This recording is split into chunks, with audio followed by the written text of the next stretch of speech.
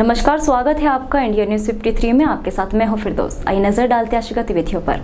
बैतुल पारस dam के 3 gate खुलने के बाद बुरहानपुर में स्थानीय प्रशासन ने ताप्ती नदी के पास रहने वाले लोगों को अलर्ट जारी कर दिया है। होमगार्ड जवानों की ड्यूटी लगा दी है। सुबह 10:30 बजे ताप्ती नदी के बैतुल स्थित पारस डैम के 3 गेट खोलकर 125 क्यूबिक मीटर पानी छोड़ा गया है, जिससे बुरहानपुर जिले में ताप्ती नदी का जल स्तर आज शाम को बढ़ने की संभावना है।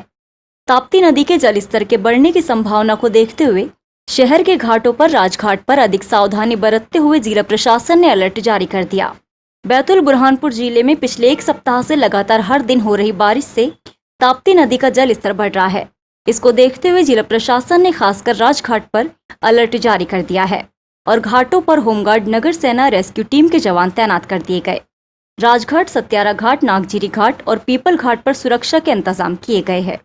मध्य प्रदेश टूरिज्म बोर्ड के अधिकारियों की एक बैठक कलेक्टर सभाकक्ष में कलेक्टर की अध्यक्षता में संपन्न हुई, जिसमें बुरहानपुर के इतिहासकार, पर्यटन अधिकारी मौजूद थे।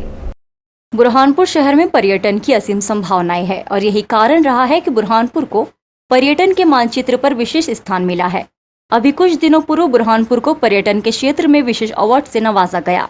इसी कड़ी में भोपाल से मध्य प्रदेश टूरिज्म की टीम बुरहानपुर पहुंची। ये टीम पिछले इन दिनों से बुरहानपुर में भ्रमण कर रही है और यहाँ के कल्चर को करीब रहकर जान रही है। बुरहानपुर के इतिहासकार मोहम्मद नौशाद, कमरुद्दीन फलक, हौशंग हवलदार, मुकेश दरबार ने मध्य प्रदेश टूरिज्म बोर्ड की टीम को बुरहानपुर के ऐतिहासिक स्थलों का भ्रमण करवाया। भ्रमण करने के बाद मध्य प्रदेश टूरिज्म बोर्ड की टीम ने गुरुवार के दिन कलेक्ट्रेट कार्यालय में बैठकर कलेक्टर सभा कक्ष में जिला कलेक्टर प्रवीण सिंह की अध्यक्षता में एक बैठक संपन्न की। इस बैठक में शहर के ऐतिहासिक धरोहरों की रखरखाव, अधोसंरचना, साफ सफाई जैसे मुद्दों पर चर्चा की गई। कलेक्टर प्रवीण सिंह ने बताया कि मध्य प्रदेश टूरिज्म बोर्ड की टीम विगत 3 दिनों से बुरहानपुर में है और वो लगातार बुरहानपुर के इतिहास को समझ रहे हैं, जान रहे हैं। ऐतिहासिक दृष्टि से बहुत ही महत्वपूर्ण जिला है और जैसा मैंने पहले भी मीडिया से शेयर किया था कि बुरहानपुर का नाम जो है टूरिज्म अवार्ड के लिए भी केंद्र सरकार तक गया है। देखते हैं हमको मिलता है नहीं मिलता है। साथ ही साथ राज्य स्तर से एक टीम स्पेशली आई है बुरहानपुर जिले के लिए। बुरहानपुर का चयन हुआ है कि यहाँ की जो संस्थाएं हैं, ऐतिहासिक संस्थाएं हैं, उनमें और हम लोग जो है कैसे कनेक्टिंग कर सकते हैं, कैसे चीज़ों को और आगे बढ़ा सकते हैं। तो ये पूरा एक 10 से 12 लोगों का ग्रुप है मध्य प्रदेश टूरिज्म का, जो बुरहानपुर DITC की गतिविधियों को और आगे बढ़ाने के लिए हैंडहोल्डिंग करेगा, मदद करेगा। तो आज उसी की हम लोग जो है बैठक करने जा रहे हैं। दुकान के सामने से नाली निकालने की बात को लेकर चाकूबाजी हुई, जिसमें एक युवक गंभीर रूप से घायल हो गया। युवक को उपचार के लिए जिला अस्पताल में भर्ती कराया गया है। ग्राम सारोला में दुकान के सामने से नाली निकालने की बात को लेकर एक ही परिवार के लोगों में विवाद हो गया, जिसमें मामा के लड़के ने युवक को चाकू से मारकर घायल कर दिया। प्राप्त जानकारी के अनुसार जितेंद्र पाटिल के साथ वैभव पाटिल का दुकान के सामने से नाली निकालने की बात को लेकर विवाद हो गया। ये विवाद इतना तुल पकड़ा कि दोनों ही परिवारों में युवक आमने सामने आ गए और जितेन के भाई प्रफुल्ल ने बताया कि जितेन को वैभव पाटिल ने पेट में चाकू मार दिया।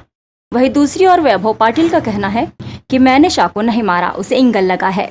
फिलहाल दोनों युवकों को उपचार के लिए जिला अस्पताल में भर्ती कराया गया है और पुलिस की निगरानी में रखा गया। दोनों ही पक्ष एक दूसरे पर आरोप लगा रहे हैं। जिला अस्पताल का नर्सिंग स्टाफ जिला अस्पताल की समस्या को लेकर कलेक्टर प्रवीण सिंह के पास पहुंचा और अस्पताल में स्टाफ की कमी से अवगत कराया। उनके साथ civil surgeon doctor Shakeel Ahmed भी मौजूद थे। बुरहानपुर जिला अस्पताल में शासन द्वारा सुविधाएं बढ़ाई जा रही है, लेकिन स्टाफ की कमी अभी भी जिला अस्पताल को खल रही है, जिस कारण अस्पताल में कार्यरत नर्सिंग स्टाफ, डॉक्टर, कर्मचारियों को ओवर ड्यूटी करना पड़ रहा है, जिसको लेकर nursing staff civil surgeon doctor Shakeel Ahmed के साथ कलेक्ट्रेट कार्यालय पहुंचा और कलेक्टर प्रवीण सिंह से जिला अस्पताल की समस्या बताई। नर्सिंग स्टाफ ने कहा कि अस्पताल में स्टाफ की बहुत कमी है, जिसके बाद कलेक्टर प्रवीण सिंह ने तुरंत अतिरिक्त स्टाफ जुटाने का आदेश दिया।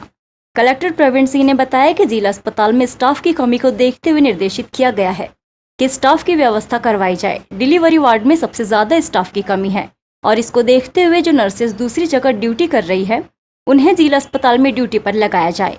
और एंथीसिया के डॉक्टर की कमी भी महसूस हो रही है। जो नए डॉक्टर ज्वाइन किए थे वो बिना बताए कहीं चले गए, उनकी फाइल बुलाई है, जाँच की जा रही है। जिला अस्पताल के संचालन के लिए जो प्रयास किए जाएंगे वो पूरी तरह करेंगे। कलेक्टर ने कहा कि मैं खुद भी जिला अस्पताल जाकर वह व्यवस्था को सुचारू रूप से संचालित करने के लिए निरीक्षण करूंगा। हमारे यहाँ से अभी कुछ तकरीबन 15-16 स्टाफ नर्सेज ट्रांसफर हो गया था, तो गायनी वार्ड को चलाने के लिए नर्सेज 6 ही बच रही थी। तो आप नर्सेज का ये बोलना था कि सर हमको चलाने के लिए 12 नर्सेज चाहिए और एक सिक्योरिटी गार्ड चाहिए ताकि हम लोग भी अच्छे से काम कर पाएँ। तो मैंने 6 नर्सेज उनके स्टाफ में और अभी पोस्ट करने का बोला है दूसरे वार्डों से निकाल के। तो कम से कम जो है जो कि माताओं और छोटे बच्चों का ये वार्ड है, तो उस वार्ड की पूरी सुविधाएं बहाल हो जाएगी। दूसरा हमारे यहाँ पेमेंट्स का इशू था, जिसमें स्पेशली जो हमारे डॉक्टर्स जो एनेस्थीसिया के लोग रहते हैं जो बाहर से करते हैं, उनके पेमेंट्स के इश्यूज थे, तो उसकी भी प्रोसेस रेक्टिफाई करिए।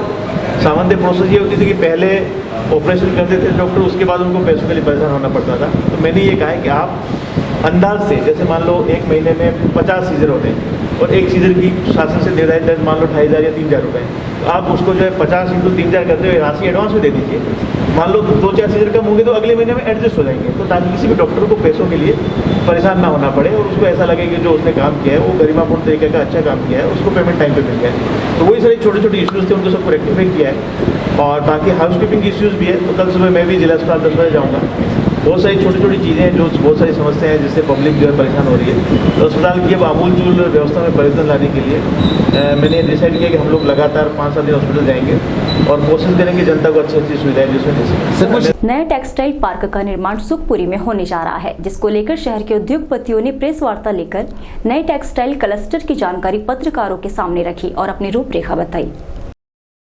बुरहानपुर विकास की नई ऊंचाइयों को छूने जा रहा है। मध्य प्रदेश शासन द्वारा बुरहानपुर में सुखपुरी और रहटा में नए उद्योग इकाई खोलने की तैयारी की जा रही है, जिसमें रहटा पूरी तरह से बुक हो चुका है और आगामी 2 सालों में यहां पर बड़े बड़े उद्योग स्थापित किए जाएंगे। इसके पश्चात सुखपुरी में टेक्सटाइल क्लस्टर खुलने जा रहा है, जिसके लिए प्लॉट बुक होना शुरू हो चुके हैं। इसको देखते हुए एक प्रेस वार्ता ली गई, जिसमें सुखपुरी टेक्सटाइल क्लस्टर एसोसिएशन के पदाधिकारियों ने नई औद्योगिक इकाई की जानकारी दी।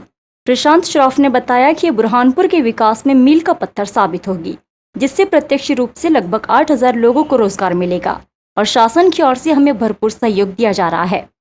वहाँ एक वर्ल्ड लेवल की टेक्सटाइल क्लस्टर इकाई खुलने जा रही है और इसमें अभी से उद्योगपति बुकिंग करा रहे हैं। लगभग 16 उद्योगपतियों ने अभी तक बुकिंग करा ली और लगातार लोगों के आवेदन आ रहे हैं। नए उद्योग नगर में वो सारी सुविधाएं और सारे संसाधन जुटाए जाएंगे जिसकी आवश्यकता उद्योग नगर को लगती है।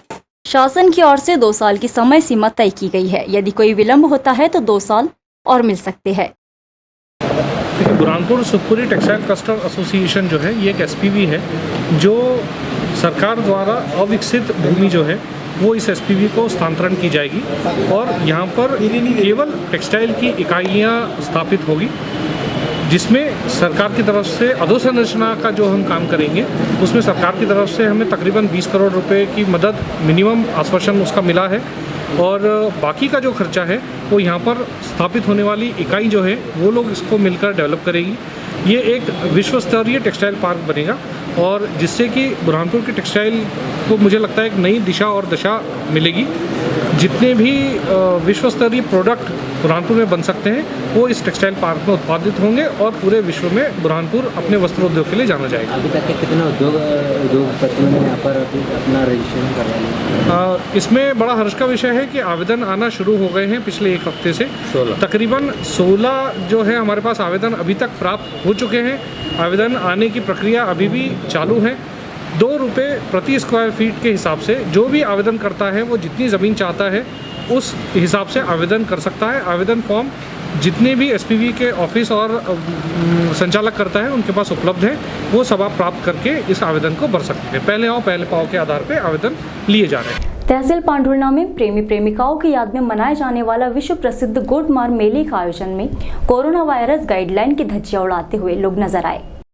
पुलिस प्रशासन की मौजूदगी में पोला त्योहार के दूसरे दिन पांडुरना में परंपरा के नाम पर गोटमार मेले में खूब पत्थर बरसे। जन सैलाब के आगे प्रशासन की कोरोना वायरस की गाइडलाइन भी काम नहीं कर सकी।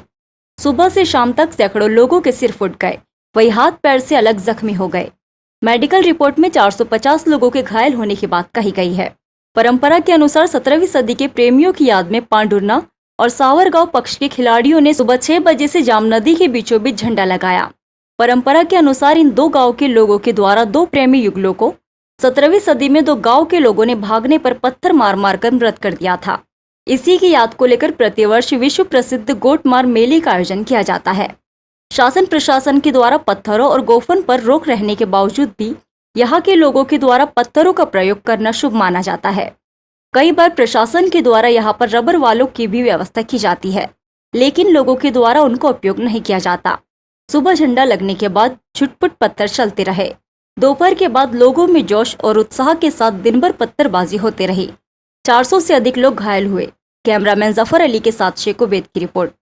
छिंदवाड़ा के परासिया विधानसभा क्षेत्र में कौमी एकता समिति के द्वारा एक कार्यक्रम आयोजित कर शिक्षकों का शॉल श्रीफल देकर सम्मान किया गया।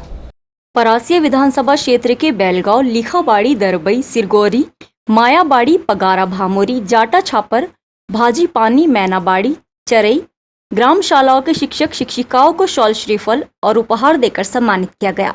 कार्यक्रम में सेवानिवृत्त शिक्षकों का भी सम्मान किया गया। इस अवसर पर मुख्य अतिथि के रूप में उपस्थित परासिया विधायक सोहन लाल वाल्मीकि ने शिक्षक शिक्षिकाओं का सम्मान किया। इस कार्यक्रम का आयोजन कौमी एकता समिति के अध्यक्ष जमील खान के द्वारा किया गया।